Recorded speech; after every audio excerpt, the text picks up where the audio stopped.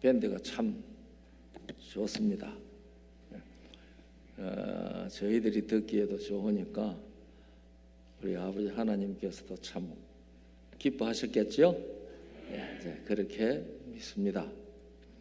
그런데 은발을 하신 분들이 많이 있어서 더 보기가 좋았습니다. 참 아름다운 악대였다고 생각이 됩니다. 시간이 많이 갔지만은 준비한 말씀을 다 쏟아 놓아야 되겠죠. 성령께서 하시는 말씀을 우리가 다 함께 듣는 귀하고 복된 시간 되도록 우리 성령께서 전적으로 주장해 주시기를 간절히 바랍니다. 저는 마음속으로 주님 오늘도 성능이 괜찮은 마이크 노릇 잘 하도록 해주시고 말씀은 성령께서 해 주옵소서. 앉아서 그것이 기도입니다. 제 기도입니다. 오늘은 성경의 역사 철학 그런 제목으로 성령께서 하시는 말씀을 함께 듣기를 원합니다. 사실 철학이라는 말 제가 잘 모릅니다. 사람들이 철학 하니까 저도 그냥 쓰는 거거든요. 그런데 이 성경의 예언은 허공에 뜬 예언이 아니고 이 세상 역사의 현장에서 이루어질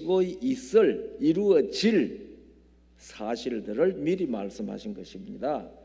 그래서 이 말씀이 역사적 사건으로 실제로 이루어지는 것을 보거든, 요한복음 13장 19절 말씀이지 않습니까?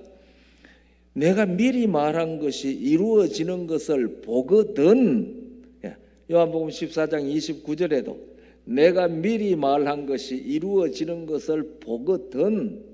그러니까 성경의 말씀이 진리인가 아닌가 하는 것은 이루어지지 아니한 얘기를 가지고 하기 전에 미리 말한 것이 그 말한 때에 역사적 때에 이루어지는 것을 보거든. 그래서 우리가 예언을 연구할 때에 아주 주의해야 되는 것은 아직 이루어지지 아니한 것을 이루어진 것처럼 너무 강조하지 않는 겁니다. 그러나 이루어진 것은 강조해야 합니다. 이것이 확실히 이루어졌으니까 미래에 대한 것도 그대로 될 것을 그 다음에는 뭐 해야 돼요? 믿습니다. 우리가 예언을 아직 이루어지지 아니한 것을 이루어질 것처럼 너무 강조해가지고 안 이루어지면 어떻게 할 겁니까? 그러니까 아이고 믿음 없는 소리 하지 마세요. 그런 말을 들을는지는 모르지만은 역사적으로 그런 이야기들이 많이 있었습니다. 그렇게 되면은 성경 말씀을 설명하는 사람이 뭐가 되는가 하니까요, 늑대 소년처럼 됩니다. 그 다음에는 얘기하면 들을까요, 안 들을까요? 아이고 안 들어요. 제가 케네디가 미국 대통령이 되었을 때에 미국이 이제 가톨릭화 할 것이다. 그 얘기 제가 재림교회로 옮기면서 많이 들었거든요. 그런데 이 케네디 가톨릭 신자가 대통령이 되니까 이제 이때 그냥 들었던 일이 실제로 미국에서부터 역사적으로 이루어질 것이라는 확신을 가졌어요. 그래서 제 외삼촌에게 가가지고 그렇다고 실컷 강조했거든요. 외삼촌이 장로교회 장로인데 그러니까 조금 긴장을 해요. 그러더니 저 조카 말이 맞나 하고 눈여겨 살펴보는 모양입니다. 그러다가 딱 암살당해 버렸거든. 아무 일도 없었어.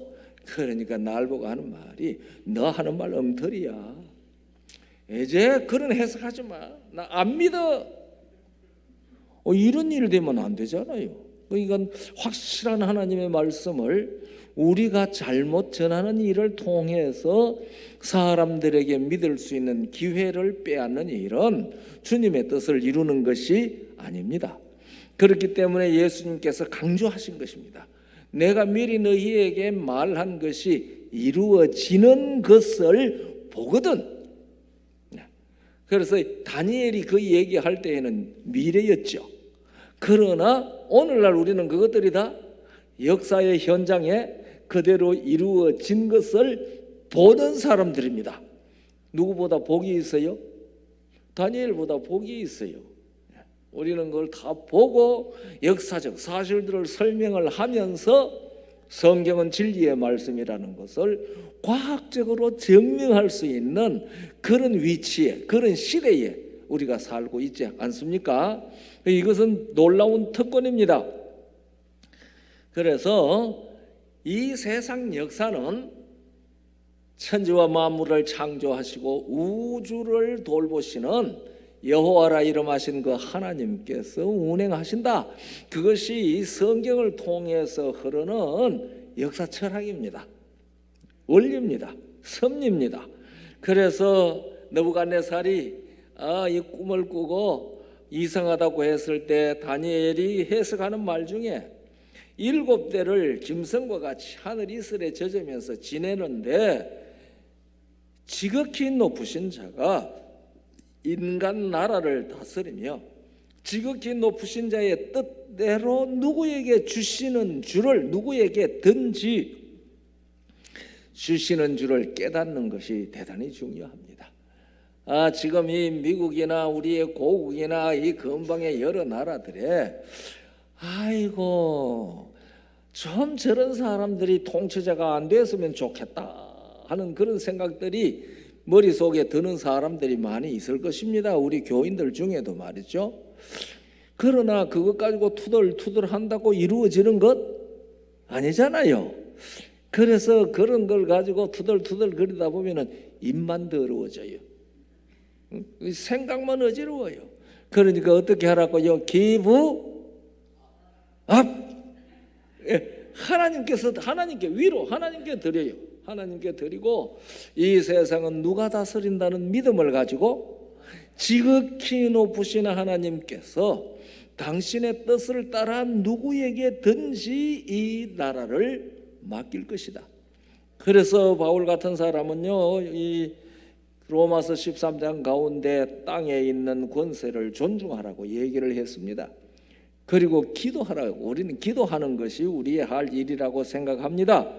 그래서 이 지극히 높으신 자가 인간 나라를 다스리시며 자기의 뜻대로 그것을 누구에게든지 주시는 줄을 알기 때문에 우리들은 다니엘서 예언을 연구해야 된다고 예수님께서 마태복음 24장 15절에 말씀하셨습니다. 다니엘서 연구하라는 말이잖아요. 선지자 다니엘의 말한 바 멸망에 가져간 것이 거룩한 것에 쓴 것을 보거든 읽는 자는 깨달을 것이다. 그러니까 다니엘서 연구해야 됩니다. 그리고 계시록 1장 3절에 이 예언의 말씀을 읽는 자와 듣는 자들과 그 가운데 기록한 것을 지키는 자들이 복이 있다고 했으니까 계시록 연구하란 말입니까? 하지 말란 말입니까? 하라는 말입니다. 그런데 오늘날 16세기 역사적 시점에 현재의 진리에 서지 아니하고 과거의 진리에 서 있는 사람들은 다니엘 계시록 연구를 제대로 하지 않습니다. 그리고 이 계시록은 특별히 어려워서 하늘 가서 배우는 성경이라고 그렇게 말하는 사람도 있습니다. 하늘 가서 뭐 하려고 배워요 그걸? 이 땅에서 어떻게 일어날는지 하나님께서 역사적 예언들을 우리에게 가르쳐 주셨는데요. 우리는 예수님께서 연구하라고 하는 이 예언을 평소에 늘 연구해야 됩니다. 이 짧은 닷새 동안에 그거 어떻게 다 연구할 것입니까? 그러니까 우리는 매일매일 성경 통독을 하면서도 다니엘 계시록의 예언들을 생각하고 상고하는 일은 중요한 일이라고 저는 그렇게 믿습니다.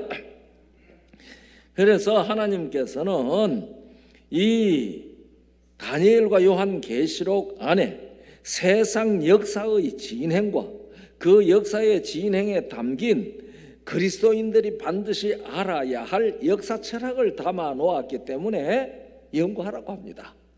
그것을 알게 되면 흘러가는 역사 안에서 우리의 서 있어야 할 위치를 알고 내가 있어야 할 현재의 진리에 굳게 설 수 있는 그러한 확실한 진리의 지식을 가지게 됩니다. 그런데 이 다니엘서는 특별히 마지막 때에 될 일을 보여주기 위해서 그 진행까지 계시했습니다. 마지막 일만 딱 보여주어 놓으면은 그게 역사적 시간에 언제 일어날는지 모르잖아요. 그러니까 시작부터 진행을 다 가르쳐 주시면서 마지막 때까지 얘기한 것입니다. 그래서 다니엘서 1장부터 6장까지는 역사적 사건을 통하여 하나님의 섭리를 보여주고 있습니다. 그리고 다니엘 7장부터 12장까지는 계시를 주셔서 예언으로 하나님의 섭리를 보여주고 있습니다. 그래서 다니엘 1장, 7장, 2장, 8장, 3장, 9장, 4장, 10장, 5장, 11장, 6장, 12장 이것은 주제가 다 똑같습니다. 그래서 1장의 주제는요, 바벨론 중에서 하나님의 뜻을 이루시는 그리스도입니다. 7장도 똑같습니다. 그리고 2장과 8장은 역사의 궁극적 목적이 되시는 그리스도가 계시되어져 있습니다. 3장 9장은 하나님의 뜻을 이루기 위하여 고난당하시는 그리스도가 계시되어져 있습니다. 4장 10장은 우주의 주권자 되시는 그리스도가 계시되어져 있습니다. 5장 11장은 역사의 심판장 되시는 그리스도가 계시되어져 있고요. 6장 12장은 최후의 구원을 이루시는 승리자 그리스도가 계시되어져 있습니다. 그리고 우리가 다니엘서를 읽으면서 거기에 계시되어 나타나시는 그리스도 예수님을 발견해야 합니다. 그러니까 다니엘서를 실컷 연구했는데 누구는 머릿속에 안 들어왔으면 예수 그리스도가 내 머리와 마음속에 들어오지 않냐면은 다니엘서 헛 연구한 것은 아닐는지 모르지만은 흔히 사람들 하는 얘기로 안고 없는 찐빵 먹는 격이 된다 그 말입니다. 그러니까 다니엘서의 핵심은 누구예요? 예수 그리스도입니다. 그런데 이 다니엘서는 1장부터 12장까지 짧은 책입니다. 작은 책입니다. 우리가 이사야에서 66장, 예레미야서 52장, 시편 150편 얼마나 깁니까? 그런데 다니엘서는 겨우 12장입니다. 그래서 작은 책입니다. 작은 책.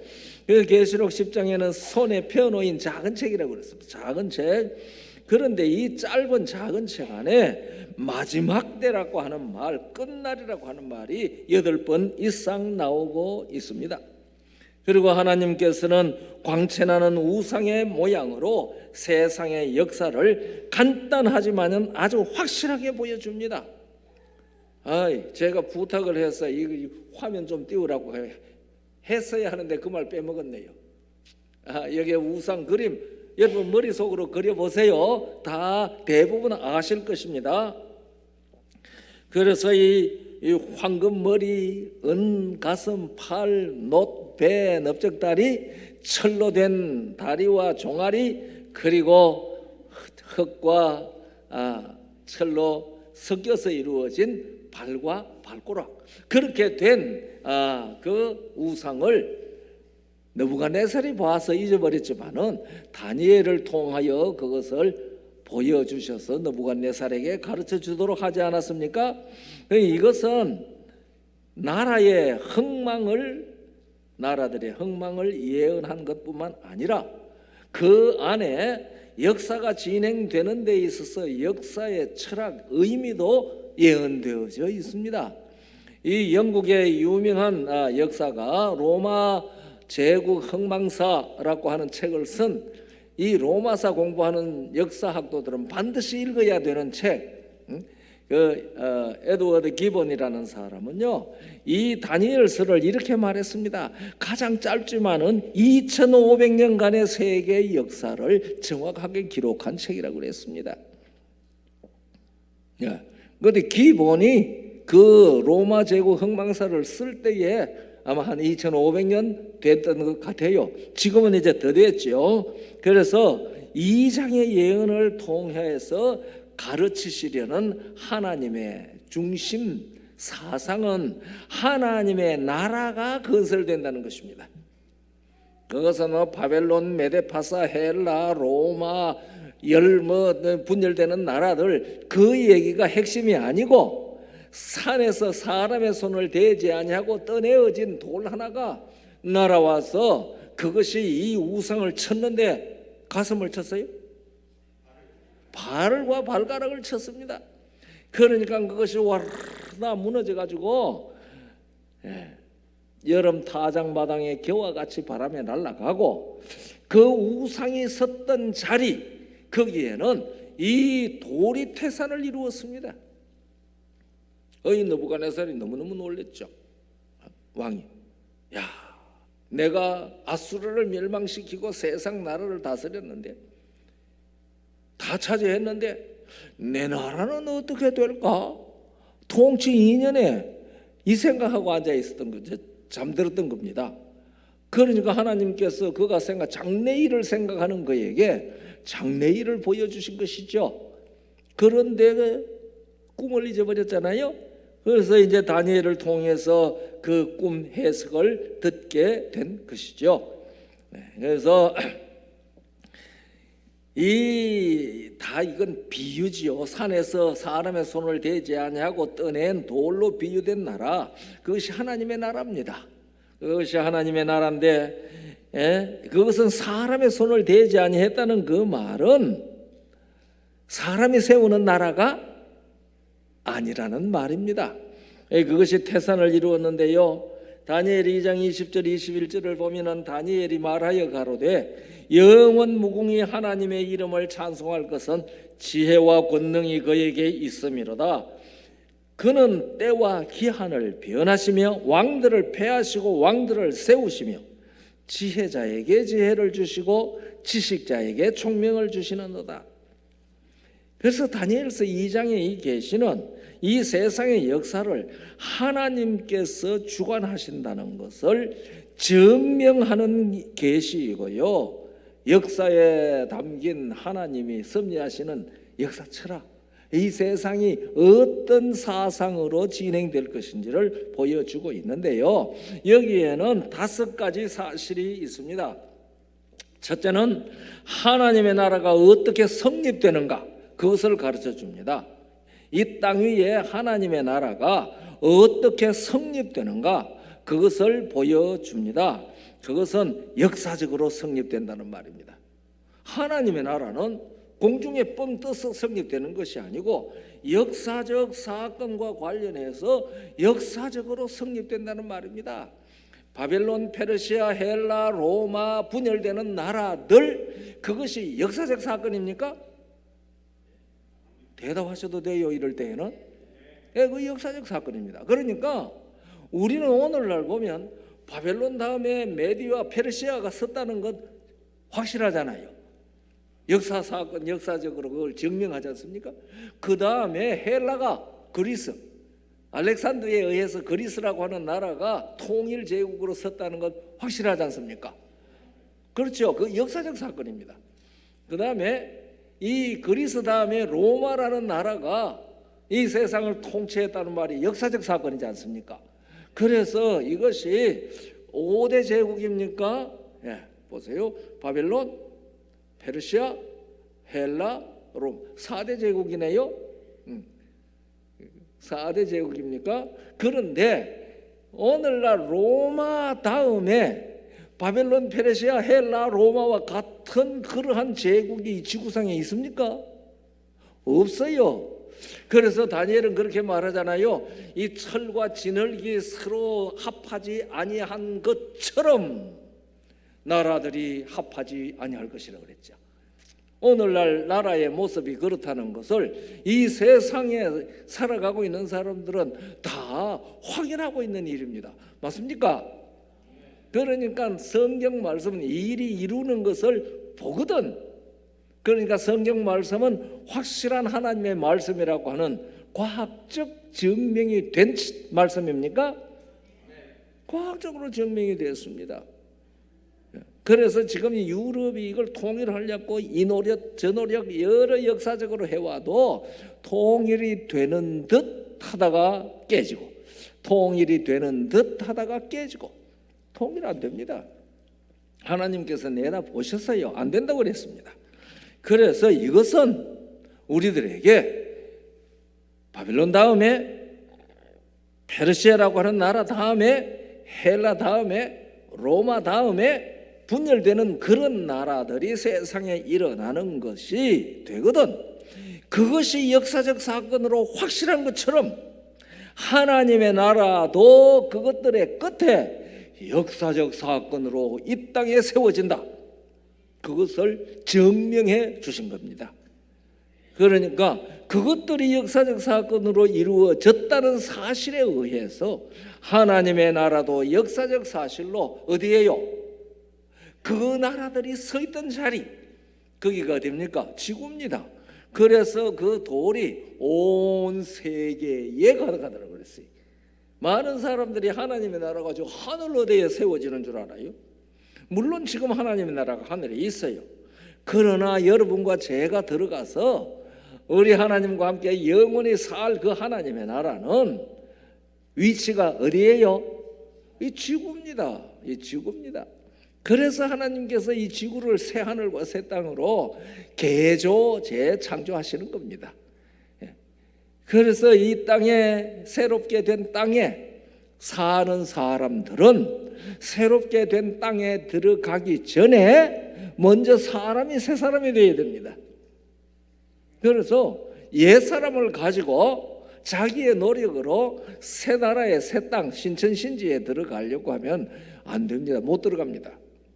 아무리 도덕적으로 선을 행했다 할지라도, 성인이라 할지라도 거기는 그 자기 행위의 성인 그것 가지고는 못 들어갑니다.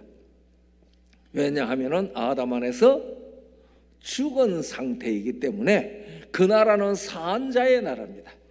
그래서 마가복음 12장 27절에 보면은 하나님은 죽은 자의 하나님이 아니요 산자의 하나님이다. 예수 그리스도께서는 산자와 죽은 자를 심판하시지 않아요? 이제 우리가 많은 배울 때는 하나님께서는 그 당시에 살아있는 사람이나 죽어서 땅 속에 있는 사람이나 다 심판하신다. 그것도 맞아요. 그러나 산자와 죽은 자를 심판하신다는 그 말씀의 핵심은 살았느냐 죽었느냐를 구분하신다는 말입니다. 그래서 살아있는 사람은 하나님과 함께 산자의 땅에 들어가고, 예수 없는 사람은 죽은 자고 생명 없는 사람이지 않습니까? 생명 없는 사람은 산자의 땅에는 못 들어갑니다. 그래서 오늘날 이 땅에서도 우리가 죽으면은 호흡이 끊어지면은 어디로 갑니까? 집안에 잘 모셔놓습니까? 미라 해가지고 뭐 그런 사람들도 있긴 있더라고요. 네. 그런데 죽은 자의 땅으로 갑니다. 그러니까 영원한 새하늘과 새 땅이 될 때에도 예수 그리스도가 그의 생명이 된 사람, 우리가 아는 대로 요한일서 5장 11절 12절에 있는 말씀대로 예수님이 그의 생명이 된 사람은 산자의 하나님과 함께 산자의 땅에 갑니다.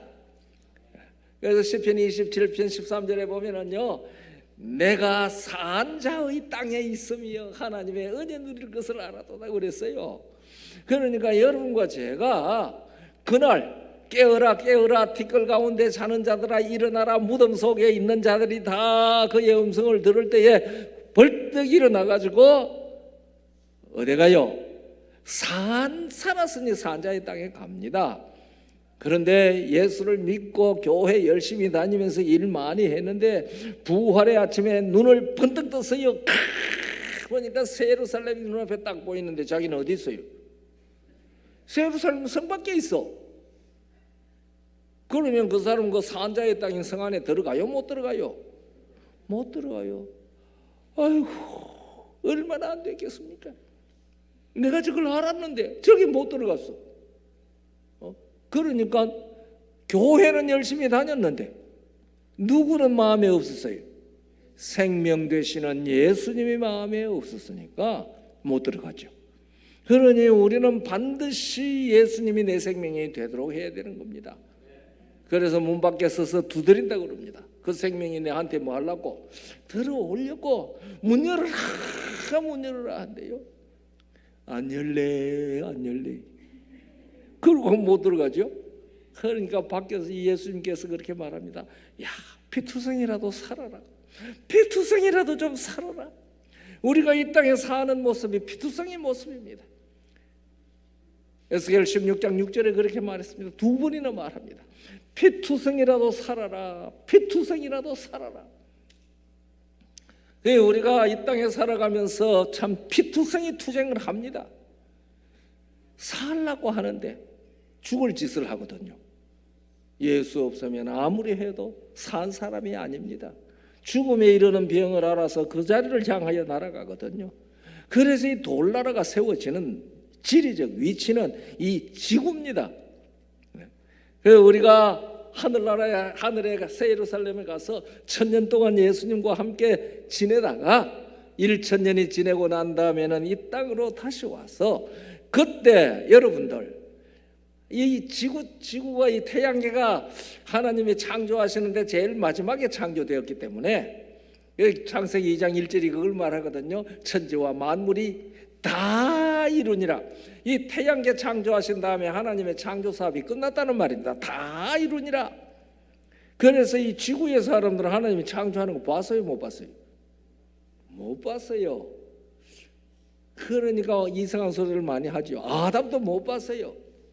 그런데 하나님께, 그러면 다른 세계의 사람들은 이 하나님이 창조하시는 거 봤을까요, 못 봤을까요? 봤죠. 그래서 새벽별들이 노래하고 하나님의 아들들이 기쁘게 소리쳤지 않습니까? 와, 다 봤어요. 그런데 지구 사람만 못 봤어. 그러니까 새 하늘과 새 땅을 창조하실 때 이 구원받은 모든 새 생명을 얻은 성도들이 볼까요, 못 볼까요? 예? 이사야 65장 17절 18절에 본다 그랬어요. 하나님께서 말씀으로 다 착착착 창조하시는 모습을 우리가 보면서 기뻐할 것이라고 그랬거든요. 그때마다 우리가 뭐라고 소리치겠어요? 할렐루야, 할렐루야 소리칠 겁니다. 와, 말씀의 능력이 저렇구나. 말씀하시면 이루시거든요. 말씀하시면 그거 이제 볼 겁니다. 볼만 할까요? 기대하시기 바랍니다. 꼭 보게 되시기 바랍니다. 그래서 이 다니엘서 2장의 우상의 그 상징적인 상을 통해 가지고 계시를 통해서 우리에게 보여준 것은 바벨론이 어떻고 페르시아가 어떻고 로마가 어떻고 열 나라가 어떻고 그것을 보여주려고 하는 것이 목적이 아니고, 하나님의 나라는 이렇게 역사적 과정을 통해서 역사적 사건으로 이 세상에 건설된다 하는 그 사실을 보여주는 것입니다. 제가 이 필리핀 민다나오에 가가지고서 그 방아 지역에 집회를 할 때에 제가 이걸 설명을 했더니요, 예배 끝나고 난 다음에 방아 지구장이 와가지고 패스tor께 나 그거 몰라서 그래요. 이것이 그렇게 이 하나님의 나라가 역사적 사건으로 이루어지는 것에 대한 증명으로 주셨다는 사실을 자기는 몰랐대요. 자기가 많은 거 배웠다고 앞으로 이거 열심히 그렇게 얘기하겠다고 그러더라고요. 이것이 맞죠. 바벨론부터 로마와 그것이 분열되는 나라로 이루어진다는 역사적 사건을 얘기하는 것 맞죠. 그러나 거기서 머물면 안 됩니다. 그것은 바로 하나님의 나라가 그처럼 역사적 사건으로 이루어진다는 것을 우리에게 증명해 준 사실이라는 것을 우리가 기억하고 이 기별을 가르칠 때에 이걸 강조해 주셔야 합니다. 그런데 이것은 다니엘서 전체의 주제입니다. 2장에 나타난 이 사실은. 그래서 7장, 8장, 9장, 10장, 11장, 12장은 이 2장의 사실을 점점 더 세밀하게 조금씩 더 하나님의 필요에 따라 우리에게 보여주시는 것이거든요. 그런데 이 우상은 머리는 금, 가슴과 팔은 은, 배와 넓적, 다리는 놋, 다리와 정강이는 철, 발과 발가락은 철과 진흙으로 구성되어 있는데 이것은 이런 모양 자체가 진행되는 역사적 사실에 대한 해석입니다. 그 모습이 뭐 같아요? 사람과 같지 않습니까? 우상도 사람 모습이거든요. 그 머리 사람 모습이잖아요. 그래가지고 이 모습은 역사 철학을 가르쳐주고 있습니다. 이것은 무엇을 가르쳐? 첫째는요, 역사는 사람들이 진행시킨다 하는 사실을 가르치고 있습니다. 역사를 주장하시는 분은 누군데? 창조주 여호와 하나님이시지만은 이 땅에 그 역사를 진행시키는 존재는 누구다? 사람이다. 사람이 진행시킨다. 그것이 여기에 담겨 있는 하나님이 우리에게 가르쳐주는 역사 철학입니다. 둘째로는요, 이 역사는 진행될수록 가치가 떨어진다. 점점 진화하는 것이 아니라 점점 뭐 하는 거예요? 퇴화하는 겁니다. 퇴화라는 말을 썼더니 학자가 퇴화라고 하지 말고 쇠퇴라고 하라 그러더라고요. 왜냐하면 퇴화라는 말 자체가 진화를 인정하는 말이 되기 때문에 그렇게 하지 말고 쇠퇴라고 쓰라고 그러더라고요. 그것도 그 말도 그럴듯하다고 생각이 들어갔어요. 그래서 제가 쇠퇴는 안만 해도 좀 못한 것 같아서 퇴락이라고 바꿨어요. 퇴락. 이 역사는요, 진화되는 게 아니고 금부터 진흙까지 퇴화하는 겁니다. 그래서 이 다니엘서 2장은 역사 철학에 역사는 진행될수록 가치가 떨어진다, 그것을 가르쳐주고 있습니다. 오늘날 세상의 도덕적 가치가 이게 도대체 뭡니까? 제가 첫째 날 족보 얘기를 하면서 생육하고라고 하는 말씀 드렸잖아요. 그 생육하라고 하는 말은 생육하는 동물들에게 무엇을 심어준 것이라고 그랬죠? 하나님의 사랑의 샘물을 파둔 거라고 그랬잖아요. 여러분들이 동물들 자기 새끼에 대해서 가지고 있는 애착 좀 보셨습니까? 유튜브에 그 동물 사진 그런 거 제가 자주 봅니다. 그게 어디서 나옵니까? 독수리가 병아리 차가려고 할 때 음이다 가는 거 봤습니까? 아이고, 그게 어디서 나옵니까? 자기 새끼 아니면 그럽니까? 이것이 모성애라고 얘기를 하죠. 이 시대는요, 사람들이 동물보다 모성애가 못해졌어요. 동물보다 더 타락해서 오늘날 이 시대가 말이죠. 그래서 사랑도 식어지고 도덕적 가치도 식어지고 황금에서 무엇으로 낮아져 가는 겁니까? 은, 놋, 철, 진흙으로 이 세상의 가치가 점점 더 낮아져요. 역사는 진행될수록 가치가 낮아진다는 것을 가르쳐주고 있습니다. 셋째는요, 이 역사는 불안정하게 진행된다는 것을 가르쳐주고 있습니다. 우리 사람들은 머리가 무겁잖아요.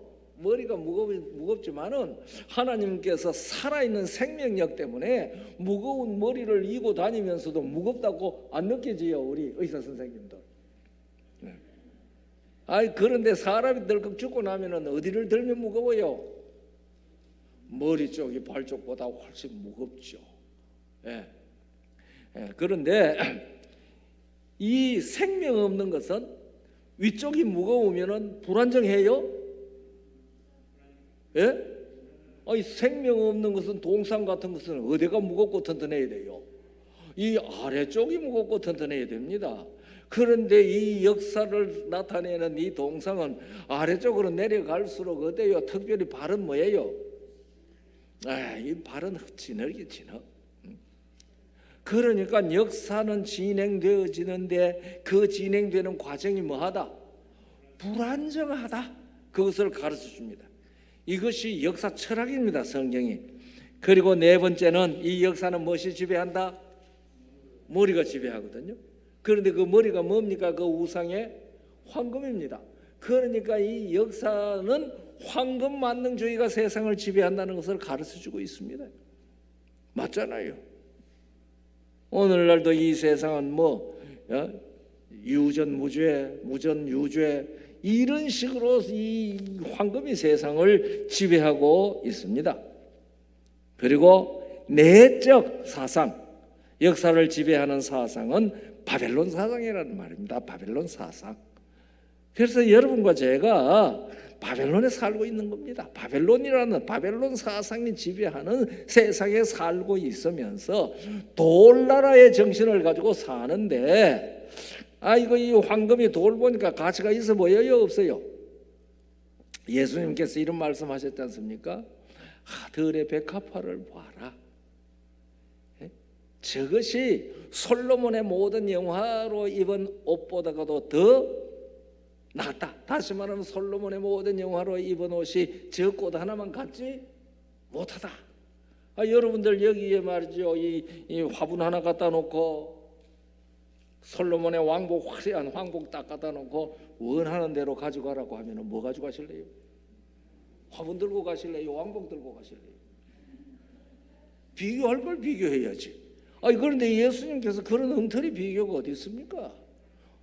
저 들의 꽃 하나가 솔로몬의 모든 영화로 입은 왕복보다 낫다. 그 왕복이 저만 못하다고 그랬잖아요. 그게 무슨 소리예요? 솔로몬의 모든 영화로 입은 화려한 왕복이 숨을 쉬어요, 안 쉬어요? 숨 쉬어요, 안 쉬어요? 그냥 숨 안 쉬고 있으니까 그 생명이 있어요, 없어요? 그런데 요 들꽃은 살았어요, 죽었어요? 그러니까 예수님께서 그게 무슨 얘기 하시는지 아시겠어요?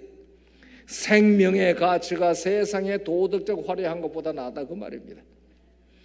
그러니까 우리가 그리스도인들이요, 세상에 도덕적으로 선하게 산 사람보다가 도덕적 모습이 좀 못해 보일지라도 우리는 들꽃과 같이 생명, 예수 생명을 가지고 있는 사람이다. 하나님이 보시기에는 무엇을 보신다? 죽어서 화려하게 장식해놨는 것보다가 생명 있는 들꽃 하나 보듯이 하나님의 생명 가진 백성들을 귀하게 보신다는 겁니다. 생명 가져야 되겠습니까? 안 가져야 되겠습니까? 우리 꼭 생명 가져야 됩니다. 짧은 기간이지만은 이 예언이 우리에게 가르쳐 주는 것은 왜 꼭 예수를 믿어야 되는지 그것을 가르쳐 주고 있는 겁니다. 이 모든 것들이 예수님은 구주다, 예수님은 생명이다, 그것을 증명해 주고 있는 겁니다. 그러니까 우리가 이 예언 전도회에 참석하고 예수님 발견하지 못하면은요, 재미있었을지라도 소용없습니다. 그러니 우리가 예수님 꼭 발견하고 예수님을 발견만 해, 당신 예수 맞소, 이러면 안 되죠. 그 예수님이 어디 오셔야 돼요? 내가 만문에서 만문 밖에 서서 두드리십니다. 피투성이라도 살아라, 피투성이라도 살아라. 그러면서 만문 열기를 기다리십니다. 당신 강제로 문 안 여셔요? 세상의 빛이라고 하는 그 예수님 문 밖에 서서 두드리는 그림 있지 않습니까? 그래서 밖에는 고리가 없어요. 안에서 열어줘야만 들어가요. 다 여시기 바랍니다.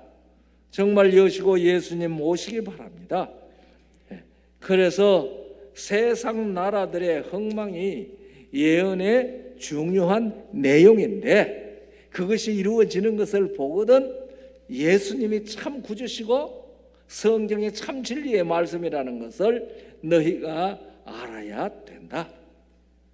그런데 이 사탄은요, 예수 그리스도를 중심으로 해서 예언을 하시고 그것이 이루어지는 과정 가운데 사탄이 대적자가 가만히 있지를 않잖아요. 그러니까 구약 시대는 이스라엘이라고 하는 나라를 동원해 가지고 복음을 전했습니다. 이스라엘 민족을 통해서 복음을 전했습니다. 그런데 사탄은 그러니까 민족들을 동원해가 대항합니다. 나라들을 동원해가 대항합니다. 그래서 다니엘서의 예언의 중심은 나라들입니다. 이스라엘 나라라는 나라를 통해서 복음을 전하는데, 그것을 대항하려고 하니까 사탄은 이스라엘보다 세상적으로 강한 나라들을 일으켜가지고 나라가 나라를 대적하게 하는 겁니다. 사실 다니엘서 7장에 가서 작은 뿔부터 8장에 이르게 나오는 것들은 상당히 종교적인 이야기지만 그건 다 나라로 표현하고 있습니다. 왜 그런가 하면은 이스라엘이라는 나라를 통해서 복음을 전하고 있기 때문에 사탄은 나라를 동원해서 그 대적을 하는 것을 하나님께서 보여주시는 것입니다. 그래서 다니엘서는 왜 이런 나라들이 많이 나타나 있나? 강한 나라로서 나타나 있나? 그럼 왜 중국 같은 대나라, 몽고 같은 대제국은 왜 여기에 예언에 안 나타나 있나? 이런 소리 하는 사람이 있는데요. 중국이나 몽고는 나라가 커도 못하고 직접 관계가 없어요. 이스라엘이 복음 전하는 것하고 관계가 없어요. 그렇기 때문에 그런 나라는 별로 등장하지 않습니다. 그래서 다니엘서에 예언된 역사적 사건들은 이 역사상에 철저히 성취 되었습니다. 그래서 이 일이 이루어지는 것을 보거든 내가 그인 줄 믿으라 하는 그 확신을 이 성취를 통해서 우리에게 이 정말 망치로 다지듯이 우리 마음속에 다져 주었습니다. 그런데 지금도 성취되고 있죠. 왜냐하면 아직도 발과 발가락 아직 분열된 상태에 있잖아요. 로마 제국 이후에는 그런 통일된 제국이 없는 것을 우리들이 봅니다. 근데 이 계시록은요, 이 다니엘서는 이스라엘 나라와 민족을 통해 가지고 복음을 전하는 일을 맡겼는데 실패했어요.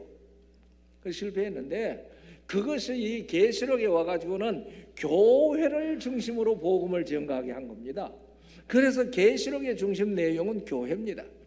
그래서 일곱 교회 그것이 역사적으로 진행되는 교회입니다. 네.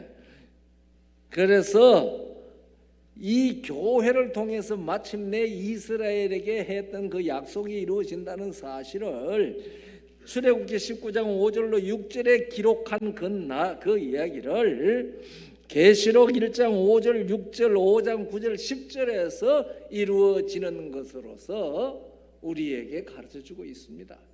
그래서 이 출애굽기 19장에 나타나 있던 그 말씀 말입니다. 여기 이 내 언약을 지키면 내 소유가 되겠고 제사장 나라가 되고 거룩한 백성이 되리라고 하는 이 말씀은 이스라엘 민족을 통해서 이루어지지 못했습니다. 그런데 계시록 1장 5절 6절에 보면 이 말씀이 예수 그리스도를 통해서 이 땅에 이루어진다는 사실을 이루어진다는 것을 예언했는데 6절에 보면은 그 아버지 하나님을 위하여 우리를 나라와 제사장으로 삼으셨다고 그랬습니다. 그래서 그 이스라엘이 이루지 못한 것이 예수 그리스도 안에서 이루어진다는 사실을 계시록이 우리에게 가르쳐주고 있습니다. 5장 9절 10절에도 있습니다. 각 족속과 방언과 백성과 나라 가운데 사람을 피로 사서 하나님께 드리시고 저희로 우리 하나님 앞에서 나라와 제사장을 삼으셨으니 저희가 땅에서 왕 노릇하리로다. 그러니 예수 그리스도 안에서 옛날 이스라엘에게 약속한 그 예언이 약속이 예수 안에서 이루어지는데 여러분과 제가 누구 안에 있어야 돼요? 예수 안에. 그래서 예수님께 내 안에 거하라, 내 안에 거하라. 이 사도 바울도 편지서마다 주 안에, 그리스도 안에, 예수 안에 그 안에를 얼마나 많이 했는지 강조했는지 모릅니다. 그러니까 여러분과 제가요 예수 그리스도 안에 있어야 됩니다. 그 예수 그리스도 안에 있으면은요 사람들이 뭐만 보여요? 우리는 예수 안에 있으니까 예수님만 보여야 되잖아요. 어떤 사람이 루터 선생 찾아와 가지고 선생님, 요한복음 15장에 이거 예수님 하신 말씀 엉터리입니다. 아이고, 어떻게 엉터리요? 예수께서 내 안에 계시고 내가 예수 안에 있으라고 그랬는데 어떻게 둘이 동시에 안에 있습니까? 예수님이 내 안에 있으면 난 예수 밖에 있고 내가 예수님 안에 있으면 예수님 내 밖에 있어야 되는데 어떻게 둘이 동시에 안에 있습니까? 그러니 이거 엉터리 아닙니까? 그런 질문하는 사람도 똑똑한 사람입니다. 우리 그 말씀 읽으면서 그런 생각 좀 해보셨어요?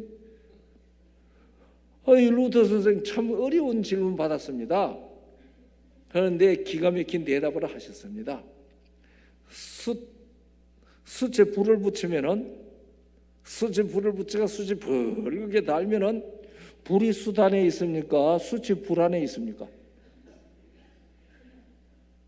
그 대답도 못 하세요? 불이 숯 안에 있습니까? 숯이 불 안에 있습니까? 우리 닥터관, 불이 숯 안에 있어요. 예. 그래서 그런 것을 무엇이라고 말합니까? 예? 붉게 단 숯을 보고 우리가 뭐라고 말합니까? 숯불이라 그러죠. 숯불. 불숯이라 그럽니까? 숯불이라 그럽니다. 그래서 숯도 불도 다 숯이 불 안에 있고 불이 숯 안에 있습니다. 예수님이 내 안에 있고 내가 예수 안에 있는 것이 그런 겁니다. 그래서 이런 사람을 가르쳐서 불이 숯 안에 있고 숯이 불 안에 있는 것을 숯불이라고 하듯이 예수님이 내 안에 계시고 내가 예수님 안에 있는 그런 사람을 무엇이라고 불러요? 그리스도인이라고 부르는 겁니다. 그게 숯불이라고 하는 말하고 같은 말입니다. 그리스도인입니다. 우리 올란도 중앙교회 성도들 그리스도인 맞습니까? 예, 그리스도인이 되어야 됩니다. 그리스도 따로 놀고 인 따로 놀면 안 됩니다. 예, 그리스도인, 그것이 내가 예수 안에 있고 예수께서 내 안에 있는 그런 일이 되는 겁니다. 그래서 이 계시록은 이 예수 그리스도의 십자가와 부활 승천에 대한 이 복음을, 재림에 대한 이 복음을 교회에 맡겼습니다. 자, 그러면은 대적하는 사단이 가만히 있겠습니까? 그러니까 이 교회를 통해서 전하는 복음을 방해하기 위하여 무슨 짓을 하겠습니까? 유사교회를 만드는 겁니다. 유사교회. 그래서 이것도 교회네, 이것도 교회네. 그래서 사람들이 혼동하도록 만들어 놓는 겁니다. 그래서 계시록은 7교회가 계시록 예언의 중심입니다. 그래서 7교회, 7인, 7나팔, 그 다음에 13장부터 나오는 4마리 짐승에 대한 이야기, 이것들은 12장부터 나오죠. 이것들은 특별히 마지막 4번째 거는 놔두고 교회와 인과 나팔은 같은 시대에, 거의 비슷한 시대에 일어나는 사건들을 얘기하고 있습니다. 그래서 7교회는 이 세상의 복음을 전하는 역사적인 7시대의 교회가 이 세상에서 어떤 진행을 하는 것인지를 보여줍니다. 그래서 그 마지막 라오디게아 교회는 내가 이기고 하나님의 보좌에 함께 앉은 것처럼 이기는 자는 나와 함께 나의 보좌에 앉으리라. 이 예수님 재림에 대한 것으로 끝납니다. 7인도 7째 인을 떼실 때에는 나팔이 울리고 예수 재림하시는 것으로 얘기하고 있습니다. 7나팔도 7째 나팔을 불 때에 선지자들이 말한 것이 이루어지는 예수님의 재림으로 얘기하고 있는 겁니다. 그래서 이것들이 다 역사적 진행이라는 사실을 이런 것을 통해서 우리에게 가르쳐주고 있습니다. 이것을 잘 모르는 사람들은요, 7교회는 7교회 그 시대에 있었던 교회라고 얘기를 하는데, 이것은 그 전부 다 이 똑같이 마지막 7제가 재림으로 종결된다는 사실을 간과해버리고 보지 않기 때문에 그렇습니다. 그래서 첫째 교회와 첫째 인, 첫째 나팔, 이것은 거의 같은 시대에 이루어지는 사건을 얘기하고 있습니다. 그래서 이 교회는 교회 내에 역사적으로 진행되는 사실을 얘기하고 있고, 교회 내부 사실을 얘기하고 있고, 이는 교회가 그들이 살고 있던 시대에 세상에 끼치는 영향에 대해서 세상이 어떻게 반응하는지를 가르쳐주고 있는 것이 그 인입니다. 그리고 7나팔은 이렇게 교회가 일을 하고 있을 때에 극심하게 교회하는 사업을 방해하는 세력에 대한 하나님의 심판을 기록하고 있는 것이 7나팔입니다. 이 사실을 이해하고 계시록 공부 좀 하시면은 계시록이 훨씬 개념이 머릿속에 잘 들어올 것이라고 생각을 합니다. 제가 최근에 썼는 내가 깨달은 성경 진리라고 하는 그 책 속에 이것을 이렇게 종합을 시켜 놓았습니다. 간단하게. 그래서 우리가 7교회 따로, 7인 따로, 7나팔 따로, 이거 4마리 짐승 얘기 따로 이렇게 공부를 하면은 어려워요. 그러나 그것들 한 묶음으로 묶어서 공부를 하면은 아주 쉬워요. 눈에 확 들어옵니다. 그리고 이 4마리 짐승 용부터 12장에 용부터 나오지 않습니까? 그것도 이 마지막에는 예수께서 인자 같은 이가 하늘 구름을 타고 오시는 것으로 끝나거든요. 그래서 같은 사건인데 특별히 이 짐승이 얘기는 세상에서 이런 사건이 일어나는 원인을 가르쳐 주는 것이 먼저 나오는 겁니다. 그래서 그 좀 더 길지요, 그 사실을. 제가 그런 얘기 자세하게 드리지 못해서 죄송합니다만 시간이 안 되니까 도리가 없네요. 그래서 이 예언 세미나를 하는 것은 이런 예언을 바르게 깨닫게 해서 사람이 살고 있는 이 역사적 시점에 현재의 진리에 바르게 서서 신앙을 하도록 하시려는 하나님의 사랑의 계획입니다. 여러분들이 이번에 짧은 기간이지만 이렇게 참석하시면서 이 사실을 마음속에 깨달으시고 왜 꼭 예수인가? 우리는 예수님 외에는 누가 없어요? 생명이 없어요. 생명이 없습니다. 그래서 우리가 예수님을 모시면 예수님이 생명이고 예수님이 생명하는 요한복음 1장 4절에 그 안에 생명이 있었으니 이 생명은 사람들의 빛이라. 그래서 예수님이 우리의 생명이 되시면 우리가 뭐가 된다고요? 세상의 빛이 되는 겁니다. 그래서 많은 사람들이 예수님은 내놓고 자기가 도덕적으로 선을 행해가지고 나는 예수 믿으니까 내가 선을 행해야 된다 이렇게 해서 세상의 빛이 되려고 하니 쉼이 있어요 없어요? 쉼이 없어요. 이 빛은 비추려고 노력을 합니까? 가만히 있어도 빛납니까? 가만히 있어도 빛나요. 왜냐하면 빛이니까. 그래서 태초에 아담에게 코에 생기를 불어넣어가지고 하나님의 생명이 들어가니까 아담에게 빛이 옷이 됐습니다. 우리가 시편 104편 2절에 보면은 하나님께서 빛을 옷으로 입으셨다고 그랬어요. 그러니까 당신의 형상대로 만든 사람도 뭐예요? 빛을 옷으로 입을 수밖에 없죠. 이 사실을 시편 8편 5절에 영광과 저를 천사보다 조금 못하게 하시고 영광과 존귀로 관씌우셨도다. 그 관씌웠다는 말이 히브리 말로 아타르인데요, 둘러쌌다는 말입니다. 영광과 존귀로 둘러쌌다. 그러니까 뭘 입었다는 말이에요? 빛을 입히셨다는 말입니다. 여러분과 저는 예수님이 나의 생명이 되었으면은 우리의 행하는 모든 것이 빛으로 나타난다고 에베소 5장 9절에 말하고 있습니다. 그러니까 우리 올랜도 중앙교회 성도들, 오늘 이 온라인으로 말씀을 듣는 모든 사람들, 재림 교인이거나 구도자들이나 간에 예수님이 진정으로 그의 생명이 되면은 그는 세상에 무엇으로 나타나요? 빛으로 나타납니다. 그래서 밤이 깊고 낮이 가까웠으니 무엇으로 옷을 입으라고요? 빛의 갑옷을 입자. 그러니까 여러분과 제가 이 시대에 무슨 옷을 입고 살아야 되겠습니까? 빛의 옷을 입고 살아야 합니다. 그래서 우리는 이 빛의 소유자들입니다. 빛의 소유자라는 말은 생명, 예수가 내 생명이 된 사람이다, 그런 이야기입니다. 오늘 짧은 시간이지만 제가 다니엘서 요한계시록 강의 다 했습니다. 그래서 이 사실 명심하시고 우리가 빛으로서 이 시대에 현재의 진리에 굳게 서서 왜 꼭 예수를 해야 되는지 합리적으로 성경에 있는 말씀을 깨달으시고 그리고 그 말씀 위에서 생명으로 충성하시는 사람이 되면은 얼마나 좋겠습니까? 생명으로 내가 충성하려고 할 게 없어요. 어떻게 여기 오셨습니까? 죽은 사람은 혼자 못 옵니다. 사람이 싣고 와야 돼요. 싣고 와서 여기 갖다 놔놓으면 혼자 잘 앉아 있습니까? 안 됩니다. 받쳐놔야 돼요. 앉아 있지도 못해요. 왜냐하면 생명이 없어서 그래요. 그러니까 여러분과 제가 이렇게 마음대로 움직이는 것은 내 안에 있는 생명력의 활동입니다. 우리 의사 선생님들 제 얘기 맞습니까?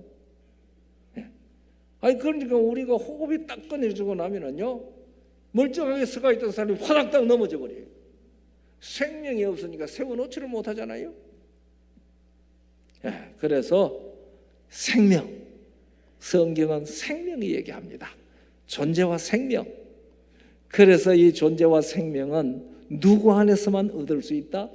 예수 그리스도 안에서만 얻을 수 있다. 이 생명을 가진 사람은 산자의 하나님과 함께 새 하늘과 새 땅이 창조되는 그 산자의 땅에서 즐거움과 기쁨을 가지고 살 것입니다. 우리가 이 시편 16편 마지막 절을 보면은 그렇게 얘기하고 있죠. 여기 시편 16편 마지막 절을 한번 읽겠습니다. 주께서 생명의 길로 내게 보이시리니 주의 앞에는 기쁨이 충만하고 주의 우편에는 영원한 즐거움이 있나이다. 우리에게 생명의 길을 가지고 있습니다. 그러니까 우리들은 기쁨과 즐거움으로 살 수밖에 없어요. 살았으니까요. 죽을 고비를 넘기다가 생명이 회복되면 기쁨이 충만해집니까? 살았다. 살았다.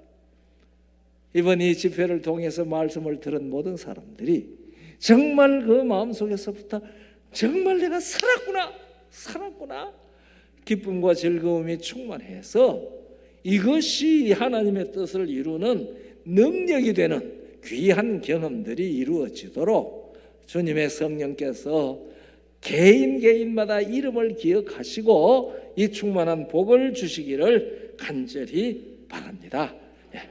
감사합니다. 이제는 우리 주 예수 그리스도의 한량없으신 은혜와 우리 아버지 하나님의 무한하신 사랑과 성령의 감동 감화하시며 교통하심이 생명 예수님을 마음에 모시고 그리스도인이 되어 현재의 진리에 굳게 서서 투쟁하여 승리하기를 원하는 주의 사랑하는 모든 백성들에게 언제나 함께하여 주시옵기를 우리 주 예수 그리스도의 거룩하신 이름으로 간절히 축원하옵나이다. 아멘.